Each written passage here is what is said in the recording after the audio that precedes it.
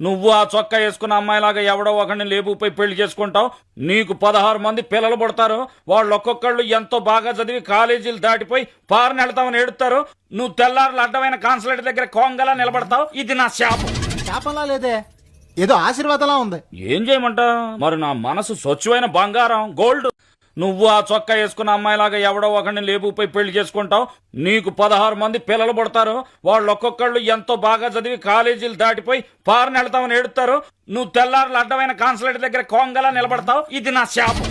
శాపంలా లేదే, ఏదో ఆశీర్వాదంలా ఉంది. ఏం చేయమంటా మరి, నా మనసు స్వచ్ఛమైన బంగారం, గోల్డ్. నువ్వు ఆ చొక్కా వేసుకున్న అమ్మాయిలాగా ఎవడో ఒకరిని లేపుపోయి పెళ్లి చేసుకుంటావు. నీకు 16 మంది పిల్లలు పుడతారు. వాళ్ళు ఒక్కొక్కళ్ళు ఎంతో బాగా చదివి కాలేజీలు దాటిపోయి పారని వెళ్తామని ఏడుతారు. నువ్వు తెల్లారులు అడ్డమైన కాన్సులేట్ దగ్గర కోంగలా నిలబడతావు. ఇది నా శాపం. శాపంలా లేదే, ఏదో ఆశీర్వాదంలా ఉంది. ఏం చేయమంటా మరి, నా మనసు స్వచ్ఛమైన బంగారం, గోల్డ్.